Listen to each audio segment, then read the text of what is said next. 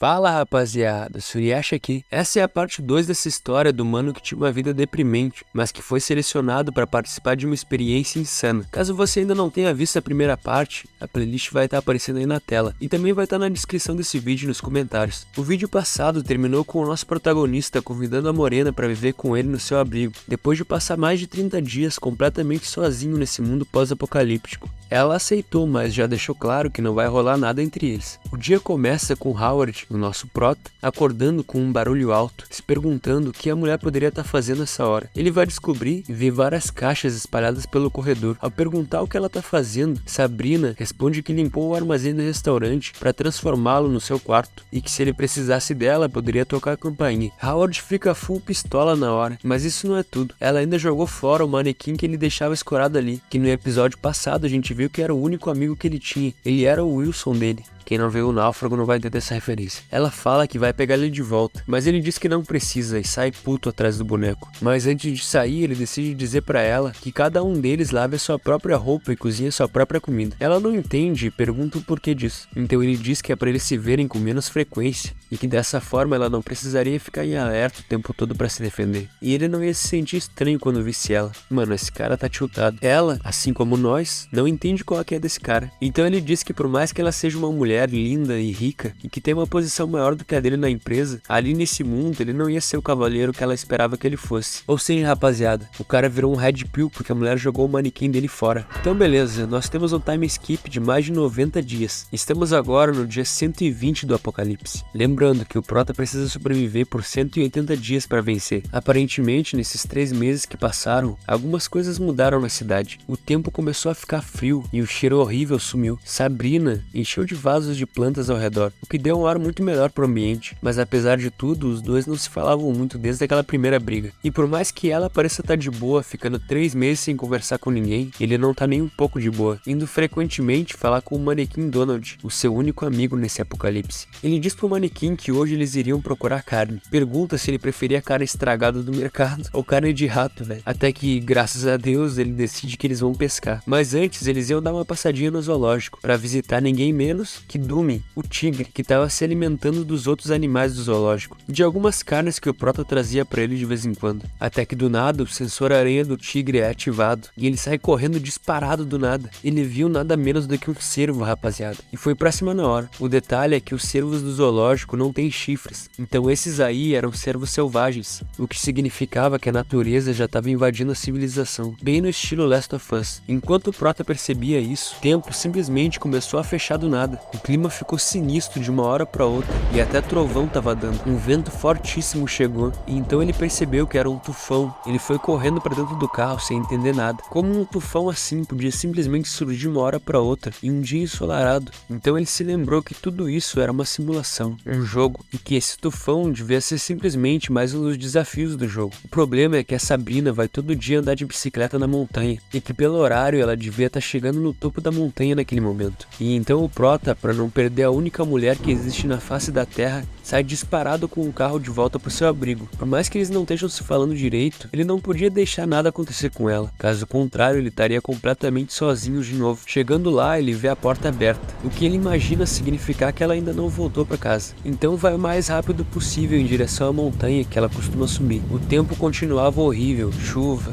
vento, relâmpagos para todo lado, até que ele finalmente a vê. Lá estava ela, escorada em um poste. Aparentemente havia acontecido algo. A sua perna tinha um corte enorme. Mas então, Howard, o nosso protagonista, Chad, a pega nos braços e a leva de volta a salvo.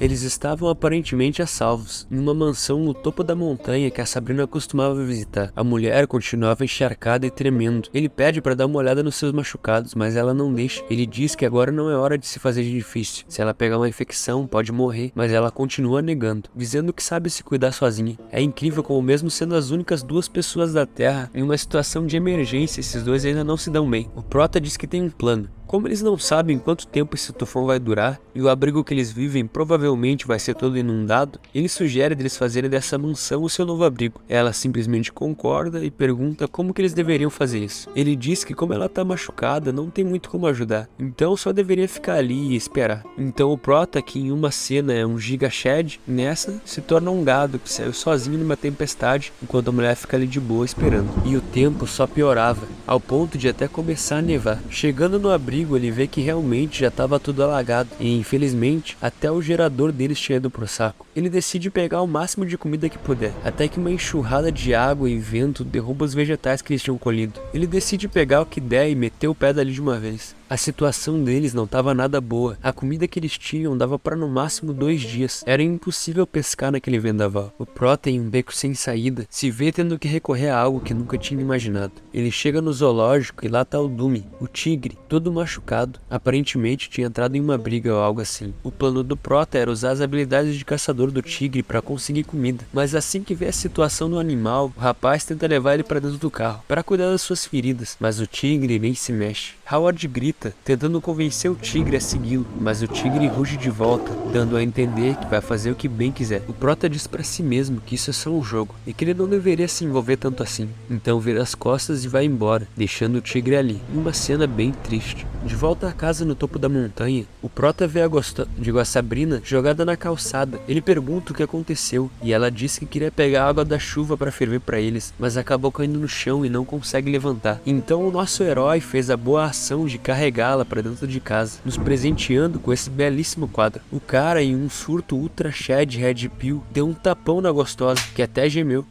Disse que a partir de agora era ele que tomaria as decisões ali. Então jogou ela na cama e disse que ele ia buscar um kit de primeiros socorros. Depois de limpar o machucado da morena, ela perguntou o que ele planejava fazer. E ele contou pra ela que viu uma manada de veados e que amanhã ia tentar caçá-los. Ela lembra ele que os veados selvagens sempre se lembram do cheiro que representa perigo pra eles e ficam extremamente alertas pra isso. Ele diz que não importa porque de qualquer forma ele tem armas. E falando em armas, ele mostra a ela sua pistola. Quer dizer, uma pistola que ele encontrou embaixo do travesseiro dela, quando foi pegar as necessidades vitais no antigo abrigo deles. Diz que deixou as balas dentro dela e devolve a arma pra mulher. Ela pergunta se ele não quer ficar com a arma, e ele diz que não, e que espera que esse gesto possa apagar esse preconceito que ela tem contra ele. E assim eles se despedem, porque ele precisa se preparar para a caçada do dia seguinte. E nessa vibe, o dia 121 do apocalipse começa. Do lado de fora, nevava, e então o nosso Prota se agasalha bem e se prepara para sair em caçada. Ele pensa consigo mesmo que não sabe nem matar uma galinha, quanto mais um veado. Mas enquanto ele pensava sobre essas coisas, uma fodendo matilha de lobos espreitava faminta. Nosso Prota sai em caçada. O frio congelante fazia sua respiração virar fumaça, e tudo que se ouvia era o vento e os seus passos na neve, até que ele pareceu ter ouvido algo. Então se vira rapidamente, se coloca em posição. Quando estava pronto para disparar, não tinha mais nada. Ele já havia perdido as contas de quantas vezes isso tinha acontecido. Ele podia ouvi-los, devem estar por perto. É como se soubessem cada movimento que ele faz. Talvez a Sabrina tivesse certa. Os veados conseguem reconhecer o cheiro dele. Cansado de desperdiçar energia, ele decide tentar usar a rede de pesca. O problema é que acabou de acontecer uma tempestade sinistra, e nessa situação, a correnteza dos rios fica muito forte. O Prota não quer nem saber e toca a rede mesmo assim, enfim, que se foda. O negócio agora é rezar para que dê certo. Só que imediatamente ele sente um puxão na rede, e antes que ele pudesse pensar em qualquer coisa, ele é literalmente puxado pra dentro do rio. Irmão, imagina o frio que tá essa porra. Assim que ele emerge da água, na hora ele nem quer saber mais de pescar e só pensa em voltar pra casa e se esquentar em uma fogueira. Mas é nessa hora que ele vê aquilo que ele veio procurar, um veado. Ele se esconde rapidamente para que o veado não o veja e já começa a procurar a arma, até que ele puxa da bag uma espingarda, e aí não tem erro, é só mirar e atirar. Então o Prota respira fundo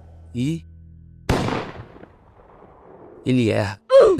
Que moleque burro do caralho. O recuo da 12 foi tão forte que deu uma porrada no nariz dele, a ponto de sangrar, irmão. Esse Prota é muito tapado, mano. Gastou uma porrada de recurso, caiu em água congelante abaixo de zero, ficou todo molhado, se machucou sozinho. E agora adivinha? É claro, os lobos. Por sorte, esse bocó ainda estava com a 12, então ele ainda tinha uma chance de viver. Mas os lobos, que ao contrário do nosso prota não são nada burros, percebem que o maluco tá enxertado e nem tentam a sorte, só vazam. O prota não entendeu muito bem, mas na merda que ele tava, ele tinha mais do que agradecer por isso. Então bom, de volta à mansão no topo da montanha, o prota chega em casa e opa, a morena tava esperando ele sem roupas, enrolada no cobertor, se esquentando na fogueira. Finalmente algo ia dar certo pra esse cara. Ele nem pensou duas vezes, já foi direto tirando a roupa o mais rápido que pôde. Mas se lembra, rapaziada, o guerreiro tinha acabado de literalmente cair dentro de um rio na neve. Então só o que ele queria mesmo era se esquentar no fogo. A morena a princípio fica com vergonha, mas logo já vai dar uma espiada e acaba vendo uma foto na carteira do prota dele com uma outra mulher, que também tinha uma comissão de frente avantajada. Ela pergunta sobre essa foto pra ele, que a essa altura já tá peladão ao redor do fogo. Ele diz que essa é a ex-namorada dele. Então ela diz que ela é fofa e pergunta por que eles terminaram. Então ele responde que queria uma família, mas ela não estava pronta pra isso. E então pergunta sobre ela, se ela namorava com alguém. E infelizmente, clã, ela diz que sim. Ou felizmente, né, pra quem curte casada. O nome do chifrudo, quer dizer, do cara, é Lawrence. Ela diz que ele tem doutorado no MIT e que ele é o chefe executivo de uma empresa de tecnologia. Ou seja, o cara é pica. O prota aproveita pra dar aquela alfinetada, dizendo que o cara é pica mesmo, mas que não tem um bom gosto pra mulheres, porque é pura tortura viver com uma mulher como ela. A morena não aceita e grita com ele, só que nessa hora ela se esquece que o cara tá peladão ali e acaba vendo ele com a pistola pra fora. No impulso de tampar os olhos pra não ver, ela acaba deixando cair a coberta e os seus melões ficam à mostra para nossa alegria, e principalmente para a alegria do prota, que chega a sangrar o nariz. A mulher fica extremamente envergonhada e joga as coisas nele, gritando para ele sair imediatamente dali, o que ele faz na hora, mas ainda com a bela imagem dos melões dela na mente. Mas de qualquer forma, ficar de balduco não ajuda a resistir ao clima e à fome, né? Então, o dia seguinte chega e o nosso herói continuava na tentativa de caçar um veado, embora tudo que ele consiga seja apenas uma mera sombra deles. Toda vez que ele se aproxima, eles desaparecem, sem falar que na vida real ele nunca nem tinha pego em uma arma antes. Então, né, dá pra entender o porquê ele fez aquela palhaçada antes. Mesmo assim, ele continua tentando, porém nada de resultados. O lado bom disso tudo é que pelo menos agora a morena tá falando com ele com mais frequência, e ela também não reclama quando ele volta pra casa de mãos vazias. Por algum motivo ela parece estar ficando cada vez mais fraca, o que não é nada bom. Seus machucados não parecem melhorar. Por mais que as suas barrigas não ficassem cheias há um bom tempo, Howard ainda mantinha uma esperança de que amanhã tudo ia melhorar. Ele disse que armou uma armadilha, um poço com estacas de madeira afiadas no fundo, que ele cobriu com algumas folhas de repolho. A esperança dele é que, por ser inverno, os lobos não resistam à tentação das folhas. Nossa, que baita armadilha, hein? Sabrina diz que ele deveria ter discutido isso com ela, afinal é muito arriscado fazer tanto trabalho manual nessa situação. O prota diz que ele tá nas últimas mesmo, ele não tem forças para fazer outra armadilha daquelas, ou seja, ele deu all-in. Amanhã ou eles vivem ou eles morrem. Então, no dia seguinte, chegando no lugar onde a armadilha foi preparada, ele vê que não deu certo. Peraí, na verdade não, tem sangue ali, ó. O animal só escapou. Então ele na mesma hora dispara atrás dessa trilha de sangue, implorando para que o bicho tenha morrido, até que ele finalmente chega em uma clareira, onde ele vê dois lobos devorando a carne de um animal, o animal que provavelmente seria o alimento dele. Percebendo que agora era tudo ou nada, ele já puxa o ferro dele e no frenesi de fome, medo e raiva, ele senta o dedo nos bichos e obviamente ele erra todos os tiros. E os bichos só vazam dali, levando os pedaços do veado morto com eles. Mano, esse cara não faz uma pra Deus ver. Percebendo que a sua última esperança de não morrer de fome tinha desaparecido diante dos seus olhos, o nosso prota cai de joelhos na neve. Ele tenta dizer a si mesmo que aquilo ali era só um jogo e que ele deveria controlar suas emoções, mas a verdade é que a frustração de falhar era demais. Ele grita com todas as suas forças, um grito de desespero, um grito